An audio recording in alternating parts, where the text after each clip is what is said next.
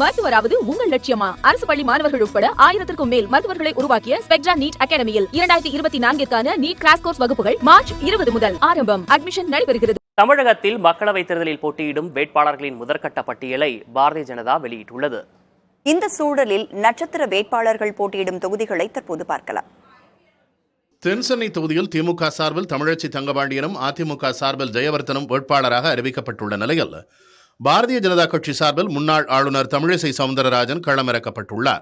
கோவையில் திமுக சார்பில் கணபதி ராஜ்குமார், அதிமுகவின் சிங்கை ராமச்சந்திரன், பாரதிய ஜனதா கட்சி சார்பில் கட்சியின் மாநில தலைவர் அண்ணாமலை இடையே மும்முனை போட்டி நிலவுகிறது.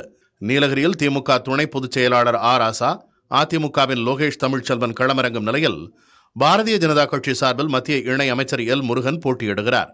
பெரம்பலூர் தொகுதியில் அமைச்சர் KN நேருவின் மகன் அருண் நேரு, அதிமுக சார்பில் சந்திரமோகன் வேட்பாளராக உள்ள நிலையில் பாரதிய ஜனதா கட்சி கூட்டணி சார்பில் இந்திய ஜனநாயக கட்சியின் நிறுவனர் தலைவர் பாரிவேந்தர் தாமரை சின்னத்தில் களமிறங்குகிறார்.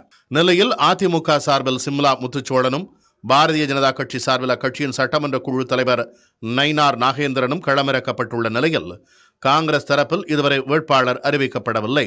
கன்னியாகுமரி தொகுதியில் அதிமுக சார்பில் பசிலியான் நாசரேத், பாரதிய ஜனதா கட்சி சார்பில் முன்னாள் மத்திய இணை அமைச்சர் பொன் ராதாகிருஷ்ணன் வேட்பாளராக அறிவிக்கப்பட்டுள்ள நிலையில் காங்கிரஸ் வேட்பாளர் அறிவிக்கப்படவில்லை. மத்திய சென்னை தொகுதியில் திமுகவின் தயாநிதி மாறனும், பாரதிய ஜனதா கட்சி சார்பில் வினோஜ் P. செல்வமும் வேட்பாளராக களமிறங்கும் நிலையில் அதிமுக கூட்டணியில் போட்டியிடும் தேமுதிக வேட்பாளர் இன்னும் அறிவிக்கப்படவில்லை. வேலூர் தொகுதியில் திமுக சார்பில் கதிரானந்தும், அதிமுக சார்பில் பசுபதியும் களம் காணும் நிலையில் பாரதிய ஜனதா கட்சி வேட்பாளராக புதிய நீதி கட்சி தலைவர் AC சண்முகம் அறிவிக்கப்பட்டுள்ளார். கிருஷ்ணகிரி தொகுதியில் அதிமுக வேட்பாளராக ஜெயபிரகாஷ், பாரதிய ஜனதா கட்சி சார்பில் நரசிம்மன் களமிறங்கும் நிலையில் திமுக கூட்டணியில் போட்டியிடும் காங்கிரஸ் வேட்பாளர் யார் என்பது விரைவில் தெரிய வரும்.